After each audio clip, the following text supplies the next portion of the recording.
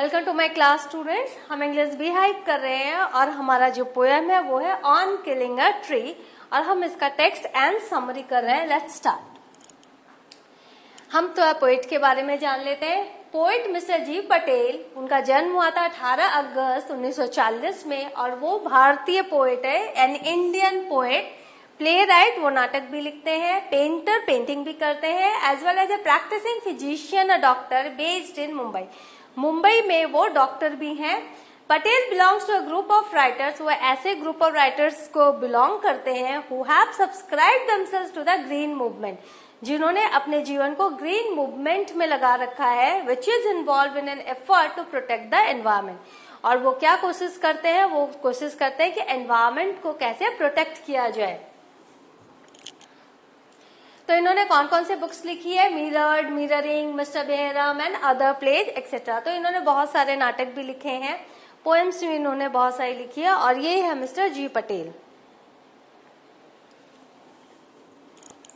चलो हम टेक्स्ट कर लेते हैं। क्या है पहली लाइन? क्या है? It takes much time to kill a tree. किसी पेड़ को मारना, हम जब पेड़ काटते हैं तो हम सोचते हैं पेड़ मर गया, लेकिन पेड़ को मारना इतना आसान नहीं है। It takes much time to kill a tree. किसी पेड़ को मारने में बहुत समय लगता है। Not a simple jab of the knife, कि सिर्फ एक नाइफ के वार से आप पेड़ को नहीं मार सकते। Will do it, not a simple jab of the knife will do it. सिर्फ एक नाइफ के वार से आप इसको, उसकी धार से आप इसको नहीं मार सकते। It has grown slowly consuming the earth. क्यों? क्योंकि जो पेड़ है वो कैसे बड़ा हुआ है? उसने धरती के जितने भी पोषक तत्व है उसको कंज्यूम करके वो आगे बढ़ा है, वो बड़ा हो रहा है, हुआ है धीरे धीरे। राइजिंग आउट ऑफ इट, धरती से वो निकला है। फीडिंग अपॉन इट्स क्रस्ट, और इसके क्रस्ट से वो फीड करता है। जो सॉइल है, सॉइल उसको वो सारे पोषक तत्व देती है। एब्जॉर्बिंग ईयर्स ऑफ सनलाइट, कई सालों के सनलाइट को इसने एब्जॉर्ब किया है। एयर और वाटर को इसने एब्जॉर्ब किया है। And out of its leprous height sprouting lips, और जो इसके जो जितने भी इसके बाक्स है, ब्रांचेस है, उसमें कितने लीव्स हैं और ये सब पेड़ जितने भी पत्तियां हैं ये सब इनसे स्प्राउट हुई हैं। तो ये जो पेड़ है जो बहुत पुराना है, आप समझ लो कि कई कई पेड़ 100-200 साल भी पुराने होते हैं, जैसे बरगद का पेड़। तो ऐसे पेड़ों को आप सिर्फ the jab of the knife आप नहीं खत्म कर सकते। So hack and chop, but this alone won't do it. तो आप इसको हैक करेंगे, चॉप करेंगे, लेकिन इससे इसका कुछ नहीं बिगड़ेगा। Not so much pain will do it. और आप इसको जब चॉप कर रहे हैं, हैक कर रहे हैं, तो जो पेन इसको मिल रहा है, जो इसको दर्द हो रहा है, उससे भी इसकी हिम्मत नहीं टूटेगी। The bleeding bark will heal. आपने जो इसको इंजर्ड किया है, आपने जो इसको इस पर घाव दिए हैं, वो धीरे धीरे भर जाएंगे। And from close to the ground will rise curled green twigs. और आप देखोगे कि जमीन से फिर से कर्ल्ड होके जो ग्रीन ट्विग्स निकल रहे हैं। मिनिएचर बॉक्स, और जो जितने भी छोटे छोटे बॉक्स फिर से वहां से निकल रहे हैं, which if in unchecked will expand again to former side. और अगर उस समय आपने उसको फिर से ध्यान नहीं दिया तो वापस से ये बहुत बड़े हो जाएंगे। तो इसका मतलब ये हुआ कि आप पेड़ को जो आघात दे रहे हो, आप अगर सिर्फ सोच रहे हो कि सिर्फ एक जैब ऑफ द नाइफ से आप इसको खत्म कर दोगे, चॉप करके, हैक करके आप इस ब्लीडिंग बार्क जो अगर इसका देखा आपने ये खत्म हो गया, तो ये गलत है। क्योंकि जो पेड़ है वो कई सालों से उसने अर्थ से कंज्यूम किया है, उसके जितने भी पोषक तत्व हैं, सनलाइट, एयर, वाटर, इसको कंज्यूम करके ये इतना आगे बढ़ा है। तो जब आप ऐसे आघात करोगे तो इसके जो ब्लीडिंग बार्क्स हैं वो वापस से हील हो जाएंगे और वापस से ये पेड़ बड़ा हो जाएगा। No, the root is to be pulled out. अगर आपको इसको खत्म ही करना है तो करना क्या है?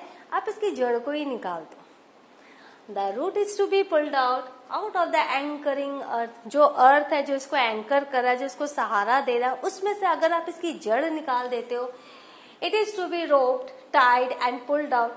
जहां पर ये रोप्ड है, बंधा हुआ है, जो धरती है उसने इसको एंकर किया है, इसके जड़ों को बांध के रखा है।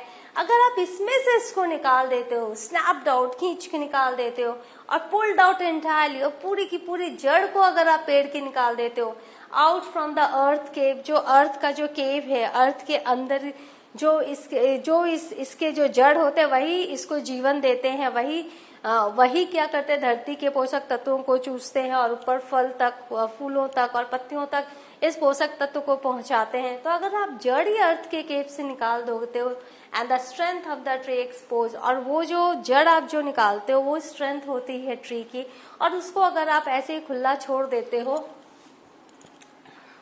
The source white and wet, तो आप जब देखोगे तो उसका जो सोर्स है, जो वाइट है, वेट है, जो लिक्विड आप देखोगे, आपने देखा होगा कि जड़ से निकला हुआ जो पेड़ होता है कहीं भी आपको मिल जाएगा। जब आप कहीं ऐसी जगह जा रहे हो या कंस्ट्रक्शन वर्क हो रहा है या कुछ, तो आप देखोगे कि पेड़ को जड़ से निकाल देते हैं, तो उसका जो वाइट एंड वेट जो पार्ट है, द मोस्ट सेंसिटिव, जो कि बहुत सेंसिटिव पार्ट होता है, hidden for years inside the, जो जमीन के अंदर सालों से छुपा हुआ रहता है, then the matter was scorching and choking in sun and air, उसके बाद वो क्या बन जाता है, वो सन और एयर में उसको अब पोषण नहीं मिल रहा है, अब वो चॉक हो रहा है, अब वो स्कॉच हो रहा है, धूप से वो सूख रहा है, ब्राउनिंग, हार्डनिंग, और वो जो उसका व्हाइट एंड वेट पार्ट है वो क्या हो रहा है, ब्राउन हो जा रहा है, हार्ड हो जा रहा है, ट्विस्टिंग, विदरिंग, वो ट्विस्ट हो रहा है, वो उसमें क्षय हो रहा है, उसमें जीवन अब नहीं है,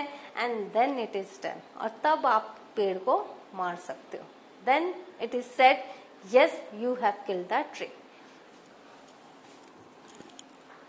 तो आपने क्या देखा, ये जो पोयम है इसमें कवि जो कह रहे हैं वो ये नहीं कह रहे हैं कि पेड़ के मारने के कितने तरीके हैं, आप पेड़ को कैसे खत्म कर सकते हो।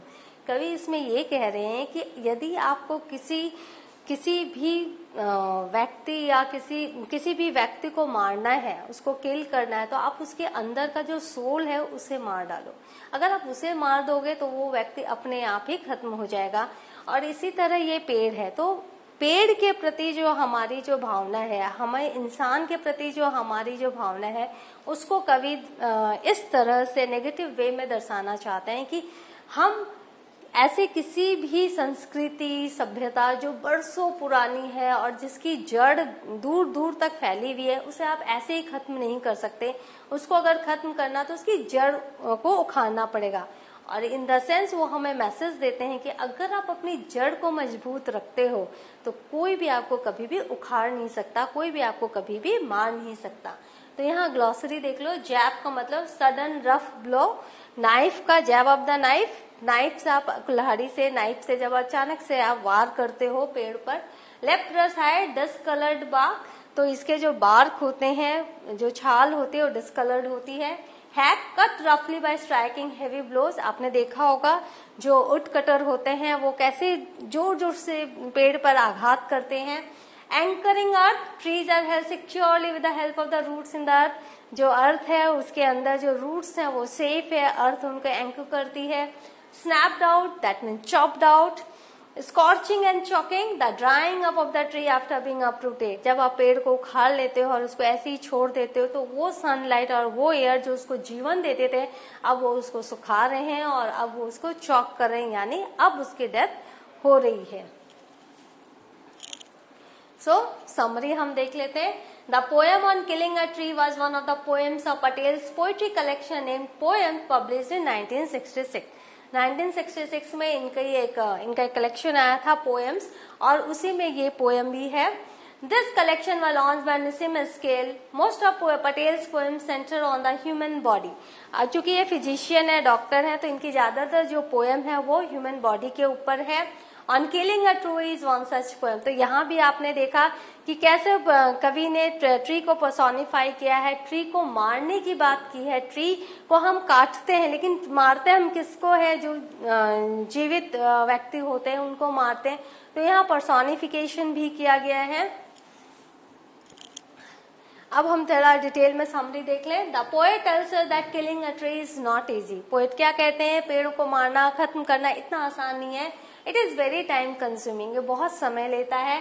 अ jab of the knife is not enough, अगर आप ब्लो करते हो नाइफ से तो ये काफी नहीं है ट्री को मारने के लिए। A tree grows straight out the earth nourishing itself on the nutrients found in the earth along with years of sunlight water and air. क्यों ये आसान नहीं है? क्योंकि कोई भी जो पेड़ होता है वो सीधा धरती से उगता है और अपने आप को धरती के अंदर जितने भी पोषक तत्व हैं, न्यूट्रिएंट्स हैं, उनसे वो अपने आप को नरिश करता है, अपने आप को मजबूत बनाता है और सालों के सनलाइट वाटर एंड एयर से ये अपने आप को समृद्ध करता है, अपने आप को बड़ा मैच्योर करता है। And even though the bark looks irregular scaly, और चूंकि इसके जो बार्क्स हैं, छाल है, वो इरेगुलर लगते हैं, स्केली लगते हैं। लीव्स एंड ब्रांचेस इसमें से होते हैं, स्प्राउट ऑफ इट, और इसमें से लीव्स भी आते हैं, ब्रांचेस भी आते हैं। तो इसका मतलब ये हुआ कि जो पेड़ है वो वो जो ग्रो करता है उसके अंदर जो लीव्स है, जो ब्रांचेस है, जो इसके अंदर से निकलते हैं, इस पेड़ को, ऐसे पेड़ को सिर्फ the jab of a knife आप नहीं मार सकते। The hack of a knife or an axe or chopping of a bough is not enough to bring a tree down. अगर आपने नाइफ से हैक किया या कुल्हाड़ी से उसको चॉप किया और आपने अगर टहनियां काट दी तो काफी नहीं है इसको खत्म करने के लिए। These jabs may inflict pain on the tree. ये जो आप आघात करते हो, शार्प जो आप इस पर चोट पहुंचाते हो, तो इससे क्या होता है? इससे काफी दर्द होता है। But the pain is not enough to kill it. लेकिन उस दर्द से ये पेड़ नहीं मरता, वो दर्द भी काफी नहीं है इसको मारने के लिए। The bleeding bark, the part where it has been wounded और where a bough is chopped off will heal with time. तो वो जो बार्क, वो जो हिस्सा जहां पर आपने इस पर आघात किया है, वो ब्लीडिंग होता है, वो खून उसमें आपको दिखता है, इट्स ब्लीड्स। लेकिन वो जो घायल पार्ट है वहां से फिर से वो क्या करता है, समय के साथ वहां हीलिंग हो जाती है और वापस से आपको टहनियां दिखने लग जाती हैं, फूल पत्ते दिखने लग जाते हैं। New green twigs will grow again. आप देखोगे वहां से फिर से नई नई टहनियां उग रही हैं। Box chopped off will be replace by new box. आपने बॉक्स को काटा तो वहां से नए नए बॉक्स आ जाएंगे, which will grow into their farmer size. और अगर आपने उसको चेक नहीं किया तो वापस से ये बढ़ जाएंगे। The poet explains how tree could be killed. तो पोएट कहते हैं कि मैं आपको बताता हूँ कि पेड़ को काटा कैसे जाता है, मारा कैसे जाता है। He says to kill a tree or to mortally harm the tree, its root has to be pulled out of its scale. अगर आपको पेड़ को मारना है, इसको हार्म करना है, तो आप इसके जड़ को ही धरती से निकाल दो। By earth cave, the poet means the point deep inside the earth where the root is attached. तो अर्थ केव जहां पर रूट अटैच है धरती के उतने भीतर में, जहां पर उसकी जड़ जो है अटैच है, आप उसको पूरी की पूरी जड़ को निकाल दो, आप देखोगे कि जो पेड़ है वो बहुत ही आसानी से मर गया। Once the center, the life source, the root is exposed, the tree becomes vulnerable. जब आपने लाइफ सोर्स को ही आपने उखाड़ दिया तो अब वो जो पेड़ है वो अब उसमें वो मजबूती नहीं रही कि वो फिर से ग्रो कर सके। The source is described as white and wet tree sap, which is a white liquid. तो जो सोर्स है उसको कवि ने white and wet बोला है। वो जो पेड़ है उसका जो सैप, उसका जो रस है वो white and liquid है। वो जो जीवन का जो सोर्स है वही धूप में रहकर जब ऐसे ही पड़ा रहेगा, एक्सपोज टू सनलाइट होगा तो चॉक हो जाएगा, स्कॉर्च हो जाएगा और थोड़े ही दिन बाद वो पेड़ जो है वो मर जाएगा। The exposed life source, which when left open to the sun and air, will be scorched due to the heat, and the air won't be able to reach the scorched places to relieve it of the heat. तो जब वो धूप में वो जाएगा तो वो सूखता रहेगा और हवा में तब इतनी ताकत नहीं रहेगी कि वो उस सूखते हुए पेड़ को फिर से जीवन दे सके, उसको थोड़ा आराम दे सके।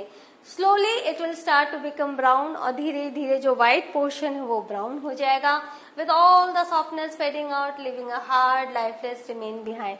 और जितनी भी सॉफ्टनेस थी वो पेड़ की वो सब चली जाएगी और पीछे क्या रह जाएगा, एक बहुत ही हार्ड मटेरियल रह जाएगा जो लाइफलेस रहेगा और वही पीछे रह जाएगा। और तब आप समझ लेना ये जो पेड़ है वो मर गया।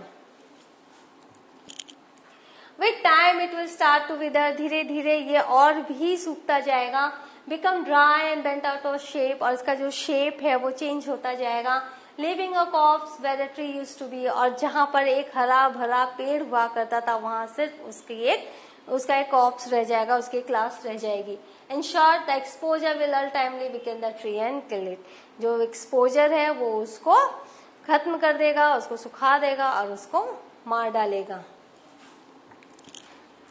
सो आपने क्या देखा है टेक्स्ट में? आपको क्या लगता है, कभी आपको जानकारी दे रहा है कि आप कैसे पेड़ को मार सकते हो?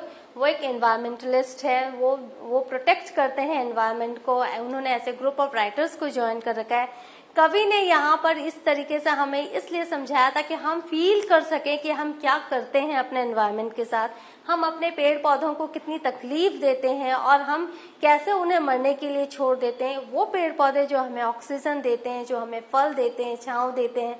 तो इस पोएम का नेगेटिव वे में इस पोएट ने हमें क्या बताया है कि आप डिफॉरेस्टेशन कर रहे हो, आप पेड़ों को काट रहे हो, लेकिन ये जो है पेड़ जो मर रहे हैं, जो आप इसकी रूट जो आप इसको निकाल रहे हो, तो आप हमारे लिए अपने लिए ही खतरा पैदा कर रहे हो। So in the next session we will do critical analysis and the question answer of the same poem. Till then go through the poem, read it, understand it, और जब भी आपको मौका मिले इस पोएम को लर्न करके जरूर दूसरों को भी सुनाइए। Thank you.